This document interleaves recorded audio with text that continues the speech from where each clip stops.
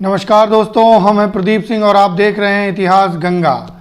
इतिहास गंगा के इस अंक में आज हम चर्चा करेंगे एक ऐसे व्यक्तित्व की, एक ऐसी शख्सियत की जिन्होंने अपने संपूर्ण सफ़र को फर्श से अर्श तक तय किया। अति विनम्र, अति शालीन, लेकिन जब बात होती है कड़े निर्णयों की तो पर्वत के समान विशाल। एक ऐसा व्यक्तित्व जिसने कभी सोचा नहीं होगा कि वह भारत के सर्वोच्च संवैधानिक पद तक पहुंच सकती हैं। जी हाँ, हम आज बात कर रहे हैं भाजपा समर्थित राष्ट्रपति पद के लिए उम्मीदवार द्रौपदी मुर्मू जी की।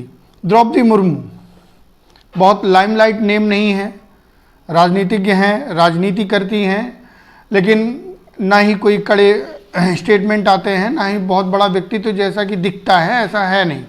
लेकिन अगर इनकी राजनीतिक, इनकी व्यक्तिगत और सामाजिक जीवन के पन्नों को पलटा जाएगा तो एक ऐसी शख्सियत निकल के सामने आती है जिसको पढ़ा जाना चाहिए, और ख़ास करके उन महिलाओं को पढ़ना चाहिए जो हमेशा इस बात का आक्षेप लेती हैं कि हम एक महिला हैं, क्या ही कर सकते हैं। जी हाँ, बात करते हैं द्रौपदी मुर्मू जी की।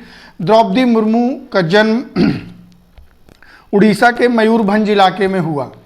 अति सामान्य परिवार से आती हैं। साथ में ये भी बताता चलूं, जो कि इनके व्यक्तित्व को और विशाल करता है, कि एक आदिवासी समाज से आती हैं, संथाल समाज से आती हैं। उन्होंने अपना अध्ययन का कार्य पूरा किया, ग्रेजुएशन किया। ग्रेजुएशन करने के बाद एक सरकारी विभाग, सिंचाई विभाग में क्लर्क की नौकरी की। क्लर्क के अपने इस कार्य को आगे बढ़ाते हुए उन्होंने अपने अध्ययन के कार्य को प्रारंभ रखा, फिर अध्यापन के क्षेत्र में गए। हाँ, असिस्टेंट प्रोफेसर बनी और लगभग 3 वर्षों तक उन्होंने यह कार्य किया। उसके बाद एक समय आता है, लगातार उनके सामाजिक जीवन से प्रभावित होते हैं राजनेता। भाजपा उनको राजनीति में लेके आती है और लगभग 1997 के आसपास वो पार्षदी का चुनाव लड़ती हैं और जीतती हैं। फिर विधायकी का चुनाव लड़ती हैं और विधायक भी बनती हैं। 2000 से 2004 के बीच में उड़ीसा में बीजू जनता दल और भाजपा एक साथ मिलकर चुनाव लड़ती हैं, चुनाव विजय भी होते हैं, सरकार बनती है और उसमें राज्य प्रभार के रूप में मंत्री बनाई जाती है। इनका राजनीतिक जीवन और आगे बढ़ता है। 2009 में फिर से चुनाव होते हैं। अब की बार बीजू जनता दल और भाजपा अलग अलग चुनाव लड़ती हैं। भाजपा का जो पॉलिटिकल ग्राफ है उड़ीसा में वो गिरता है। इसके बावजूद द्रौपदी मुर्मू अपना खाता खोलने में, अपने विधायकी को यथावत स्थापित रखने में कामयाब होती हैं। बात आगे बढ़ती है। 2015 में इनके जो राजनीतिक व्यक्तित्व है उसको और प्रोन्नत किया जाता है। झारखंड में भाजपा इनको राज्यपाल बनाती है। वैसे तो इनके पूरे व्यक्तित्व को, अभी तक के व्यक्तित्व को जब हम देखते हैं तो ये पाते हैं कि लगातार विकास हो रहा है। एक सामान्य सिंचाई विभाग की क्लर्क, फिर एक अध्यापक, फिर एक विधायक, फिर एक मंत्री, और फिर लगातार राजनीतिक जीवन और सामाजिक जीवन आगे की तरफ बढ़ता है। 2015 में भाजपा इनको झारखंड का राज्यपाल नामित करती है। ठीक है, मुर्मू जी गवर्नर बनती हैं। गवर्नर बनने के बाद इनके व्यक्तित्व के कुछ ऐसे अंश सामान्य जीवन से प्रदर्शित होते हैं जो कि शायद लोगों को इनके व्यक्तित्व में अभी तक नहीं दिखे थे। होता क्या है, भाजपा के मुख्यमंत्री होते हैं रघुवर दास जी, और वो 2 तरह के एक्ट लेके आते हैं, छोटा नागपुर टेनेंसी एक्ट और संथाल परगना टेनेंसी एक्ट। मित्रों, आगे बढ़ने के पहले इन एक्ट्स पे कुछ बात करते हैं हम। एक्चुअली में क्या था, इन दोनों एक्ट के अंतर्गत आदिवासियों के लिए ये सुविधा दी गई थी कि आदिवासियों की ज़मीन को आदिवासी ही खरीद सकते हैं। इससे आदिवासियों के अंतर्गत आने वाली ज़मीन का ह्रास नहीं होगा, वो इनके प्रकार खरीदी बेची जाए, लेकिन वो रहेगी आदिवासियों के पास ही। लेकिन इन दोनों एक्ट जब आए तो इसमें ये जो नियम बना रखा गया था पहले, इसमें कुछ शिथिलता प्रदान की गई। शिथिलता प्रदान करने के पीछे यह कारण दिया गया कि विकास के लिए निवेश का होना जरूरी है, और निवेश होने के लिए कुछ अवसर, कुछ स्पेस होना चाहिए कि जो ज़मीनें हैं आदिवासियों की वो कुछ अन्य लोग खरीद सके, और खरीदेंगे तो फिर निवेश करेंगे तो विकास होगा। ये कारण बताया रघुवर दास ने अपने इन टेनेंसी एक्टों में जो शिथिलता लेके आए थे। विरोध हुआ, कस के विरोध हुआ, जावड़ विरोध हुआ। विरोध इस कदर पहुंच गया कि जो उस समय के वहाँ के आदिवासी थे उन्होंने पत्थलगड़ी नाम से एक आंदोलन चलाया और विद्रोह किया। विद्रोह पत्थलगड़ी का मतलब कि जहाँ पे भी वो विद्रोह करते थे वहाँ पत्थर गाड़ देते थे। अपने पक्ष में जो भी नियम है, जो भी संविधान है, उनके पन्ने पलटे जाते थे। अपने पक्ष पे नई इबारत लिखी जाती थी कि ये नियम हमारे पक्ष में बनाए गए थे, हमारे अधिकार हैं और इनको यथावत रखा जाए। रघुवर दास सरकार इस जो पूरा कथानक रचा जा रहा था इसके वास्तविक मजमून को समझ नहीं पाई और उन्होंने जो भी आदिवासी थे जो विद्रोह कर रहे थे उनके ऊपर राजद्रोह का मुकदमा भी किया। इस एक्ट को विधानसभा में भी पारित करवा लिया गया और पारित करवाने के बाद इसको राज्यपाल के पास स्वीकृति के लिए भेजा गया। अब जो व्यक्तित्व में निखार है, जो प्रगाढ़ता है, जो स्थापित्व है, जो दृढ़ता है, वो दिखाई देती है द्रौपदी मुर्मू जी की। उन्होंने पढ़ा, समझा और मना कर दिया। उन्होंने ये स्थापित किया कि अगर यह एक्ट किसी भी प्रकार आदिवासियों के अधिकारों का हनन करता है, शिथिल करता है या उनको संकुचित करता है तो ये किसी भी प्रकार से पारित नहीं होने चाहिए और उन्होंने अपने अधिकार का प्रयोग करते हुए उनको वापस कर दिया। इसी प्रकार क्या हुआ, जब कुछ दिनों बाद हेमंत सोरेन की सरकार आई, झारखंड मुक्ति मोर्चा से मुख्यमंत्री बन के आए हेमंत सोरेन। हेमंत सोरेन भी कुछ इसी तरह के आदिवासियों के अधिकार संबंधी कुछ नए विधेयक लेके आए जिन पर भी द्रौपदी मुर्मू जी का यही व्यवहार रहा। उन्होंने देखा, पढ़ा और समझा और जब उन्होंने पाया कि ये आदिवासियों के हित के लिए नहीं है, हित में नहीं है, तो उन्होंने वापस कर दिया।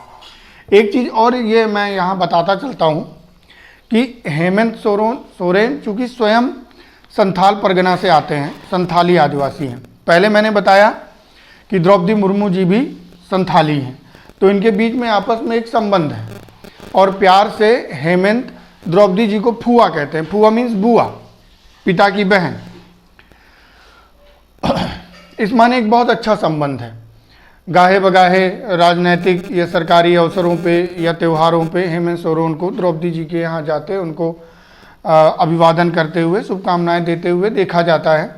लेकिन जब बात निर्णय लेने की आई और कड़े निर्णय लेने की आई तो द्रौपदी जी ने स्पष्ट रूप से मना किया कि यह नियम नहीं बन सकते हैं, ये लागू नहीं हो सकते हैं। जैसा रघुवर दास के साथ किया था वैसे ही हेमंत सोरेन के साथ किया। ठीक। और एक चीज़ ये भी है कि द्रौपदी जी हमेशा से भाजपा समर्थित रहीं, चाहे वो विधायक बनी हो, चाहे मंत्री बनी हो, चाहे राज्यपाल बनी हो।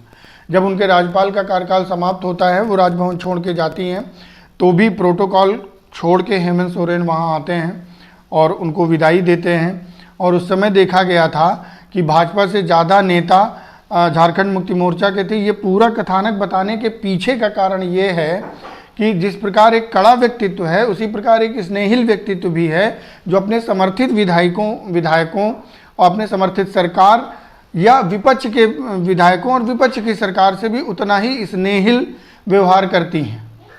किसी के साथ दुर्व्यवहार नहीं है, निष्पक्ष व्यवहार है, एक तरफा जैसा कुछ नहीं है। ठीक है, आगे बढ़ते हैं। इन सारी घटनाक्रमों के बीच में 2009 में एक ऐसा समय आता है जब द्रौपदी जी के बड़े पुत्र की एक दुर्घटना में मृत्यु हो जाती है। मृत्यु के बाद स्वाभाविक सी बात है, जब एक माँ अपना पुत्र खोती है तो उसके हृदय को किसी भी लेखनी में इतनी क्षमता नहीं है, किसी वाणी में इतना जुनून नहीं है कि उस दर्द को बयां कर सके। द्रौपदी जी एकदम टूट सी जाती हैं। लोग कहते हैं कि डिप्रेशन जैसी हालत थी। उसी समय उन्होंने अपने आप को स्वतः और पुनः स्थापित करने के लिए आध्यात्म को अपना सहारा बनाया। ब्रह्म कुमारी नाम की संस्था ज्वाइन की, लगातार आध्यात्मिक गतिविधियों में अपने आप को सम्मिलित किया और पुनः स्थापित किया। लेकिन ये सिलसिला जो रहा, उनके ऊपर आघात प्रतिघात का यहीं समाप्त नहीं होता है। 2013 में उनके एक और पुत्र की मृत्यु होती है दुर्घटना में। कुछ दिनों बाद उनके पति की मृत्यु होती है। और जो मैंने 3 घटनाओं का जिक्र किया, पुत्र की, फिर पति की, इन घटनाओं को लगातार अगर कोई झेलता है तो उसका संपूर्ण जीवन झकझोर सा जाता है। उसके जीवन में आगे कुछ दिखता ही नहीं है। उसको लगता है कि अब जीवन जीने के लिए क्या रह गया। लेकिन इसके बाद भी द्रौपदी जी ऐसा माना जाता है कि पूरी तरह से डिप्रेशन में चली गई थी, लेकिन आध्यात्म के कारण, योग के कारण, मैं हमेशा से कहता हूँ कि योग जीवन को बहुत ही कर्मठ बनाता है। योगा कर्मसु कौशलम। उन्होंने स्वयं को स्थापित किया, फिर आगे बढ़ी और एक समय आज का है 20 जून द्रौपदी जी का जन्म दिवस होता है। 21 जून को भाजपा के राष्ट्रीय अध्यक्ष जेपी नड्डा जी इस बात का ऐलान करते हैं कि आने वाले राष्ट्रपति चुनाव में द्रौपदी मुर्मू भाजपा समर्थित गुट की राष्ट्रपति पद के लिए दावेदार होंगे। साथ में ये भी बताता चलता हूँ कि विपक्षियों ने यशवंत सिन्हा को अपना दावेदार बनाया है, जो कि पूर्व में भाजपा के ही नेता थे। इस प्रकार यह स्पष्ट हो जाता है, अगर द्रौपदी जीत के राजभवन पहुँचती हैं तो होगा क्या। सबसे पहले तो ये होगा कि एक ऐसा व्यक्तित्व राष्ट्रपति पद पे रायसीना हिल्स पहुँचेगा जो आज़ादी के बाद पैदा हुआ है, अर्थात जो उसकी उम्र होगी वो भारत की आज़ादी से कम होगी। और उसके बाद का दृश्य देखिए मित्रों कैसा होगा कि प्रधानमंत्री पद पे श्रीमान मोदी जी, राष्ट्रपति के पद पे द्रौपदी जी, और दोनों व्यक्तित्व ऐसे होंगे, आज के समय भारत की संवैधानिक 2 सर्वोच्च पदों पे ऐसे व्यक्ति बैठे होंगे जिनका जन्म आज़ादी के बाद हुआ है। दूसरी बात कि अगर द्रौपदी जी जीतती हैं तो वो प्रथम महिला आदिवासी होंगी जो भारत के सर्वोच्च संवैधानिक पद पर आसीन होंगी।